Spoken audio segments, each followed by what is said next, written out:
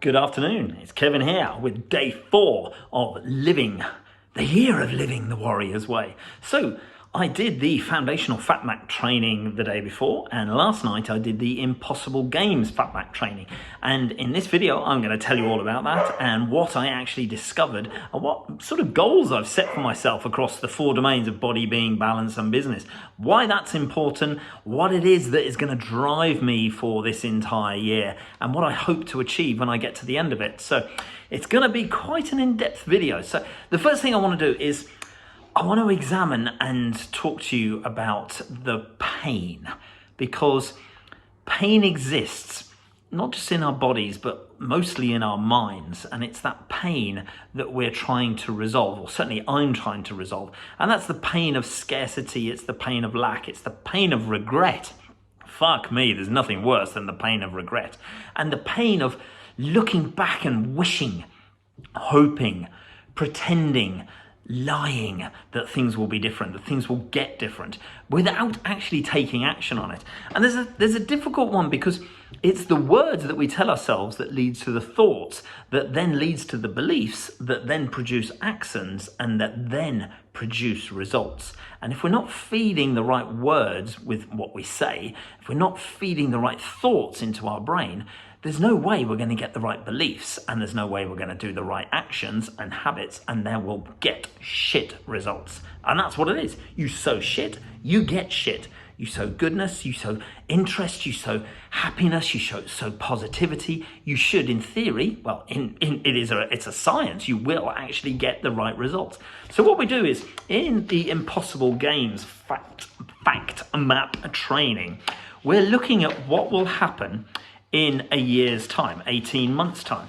And in order to do that, we've got to look at various different things. So from yesterday, we had the situation where we did the foundational fact map. That's exactly where we are right at this moment in time. And then we do a series of questions where we're looking to escalate and go up a ladder, like this shelving unit here on to the side of me. So we write down 10 different things, which I've got here as an example. Now, this is reasonable. So reasonable are goals that you could set yourself that are reasonable, that, you know, you could do it. It wouldn't be too much of a difficult thing. You know, for example, for me, I tend to average about 10 to 15,000 steps every day. That's a little bit of walking the dog and also walking. I walk quite fast, you know, when I'm doing it. So, you know, 10 to 15,000 steps is not crazy. Reasonable for that could be increasing and making sure I hit 15,000 steps, you know, every single day.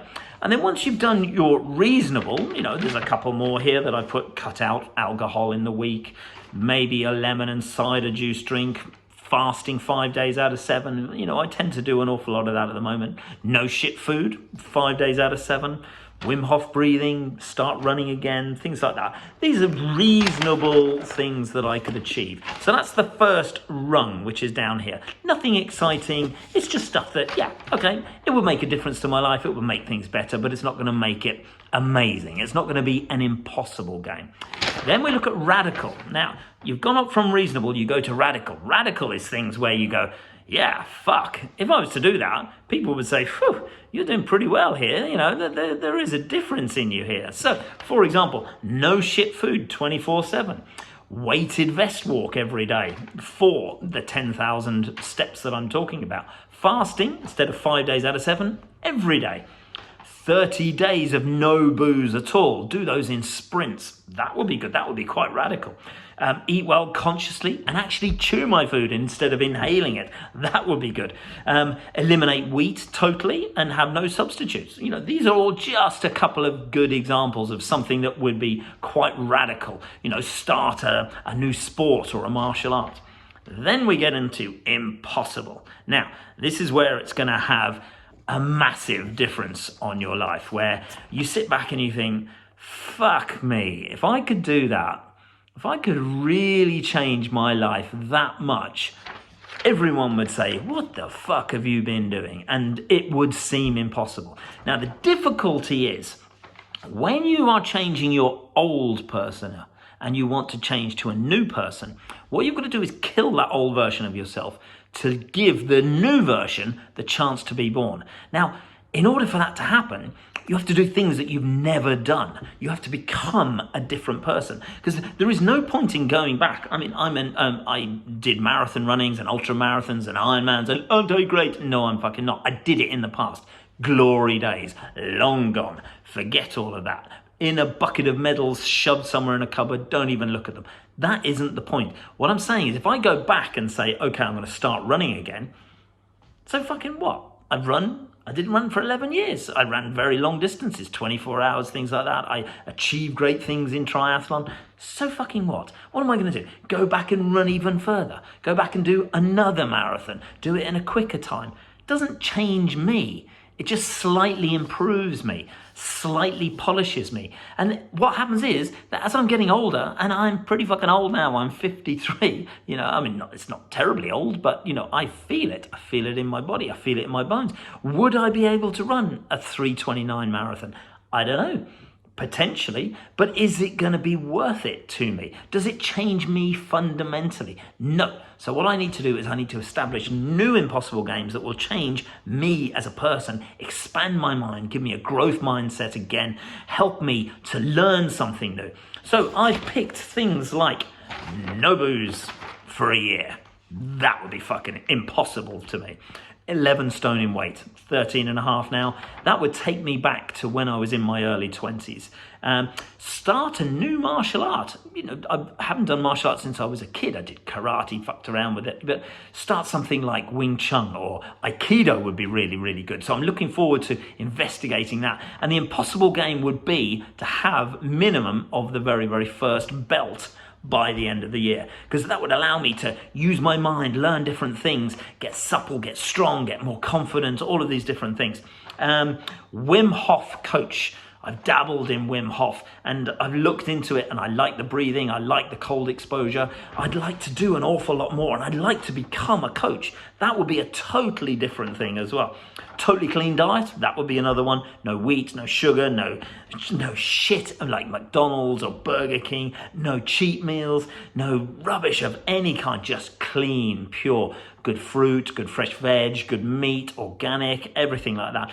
These are the sorts of things that I would do for an impossible game. I also put in there run marathon in 3:29, but again, and I put in there become a DDPY, a Diamond Dallas Page yoga coach, but they didn't really resonate with me. So what you do then is you come up with Project New Kevin, and that is you give a name to it, you put the 4 different things, and then you look at them and you choose what they are. Now, I've done that. I'm going to be revealing exactly what I will be going for a little bit later. Not in this video. I'm going to wait until the future training is done tonight. Then I'm going to review the whole lot, and I'm going to say, okay, for my body, I'm going to do this. This is my 4 goals, which will be in my impossible game. For my being, my connection with myself and with the higher power, whatever I choose to call it or you choose to call it, it's up to you. With my balance, that's my relationship with my partner, with children, with my family, with friends. Don't actually have any friends. Moved. Don't know anyone. Pretty sad. Yeah, got to work on that. That will be one big impossible game for me. Instead of going from Billy No Mates who used to know loads of people, but it's all very well good knowing lots of people, but the pain of not knowing people intimately, and the reason for that is because of this big barrier that I've always held up, because I've always been protecting myself because of upbringing and all the bullshit and all the lies and all the stories that people tell you and that told me I'm not worthy, I'm not lovable, I'm not likable, I'm a piece of shit, I'm a liar, I'm a bullshitter, blah, blah, blah, blah. It's all just bollocks. It's all other people's lies. It's not my truth that I need to recreate for myself. So, and then business. What am I going to do to take myself from the business situation or the income situation I'm in now to the impossible games? So I will cover all of that in another video, and hopefully you've got some value from this in terms of seeing that how you can put the different stages to achieving an impossible game. And then what you've got to do is you've got to establish your why. Why the fuck do you want to put yourself through that?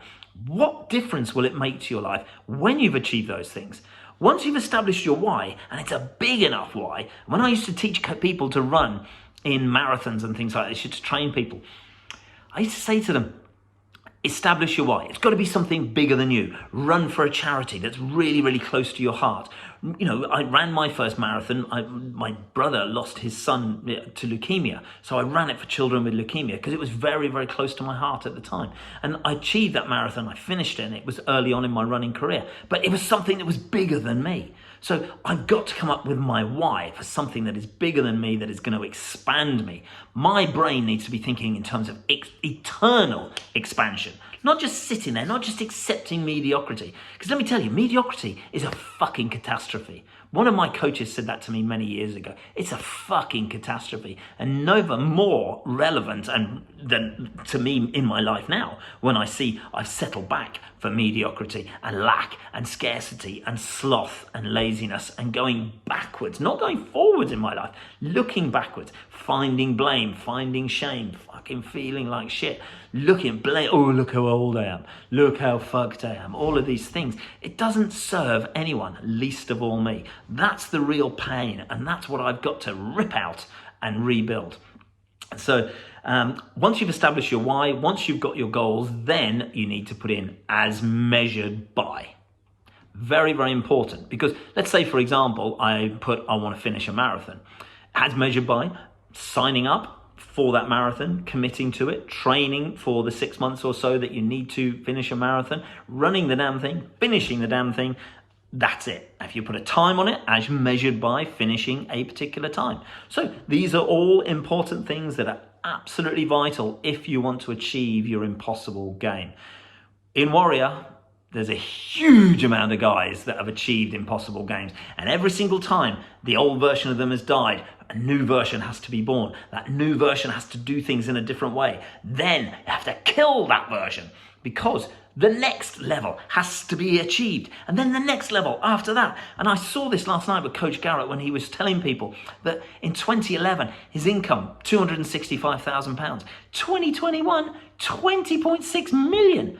I mean, and he showed the various stages of that, how he had crushed himself, killed himself, because the thinking when he was on 265,000 in income is very, very different to the thinking when he is earning 20 million. And then he also gave an example of his monthly rent when he started 2016, something like that. I can't remember the exact date, 2011. He was paying 2,000 a month rent, but now 100 grand a month, rent, now 100 grand a month in mortgage.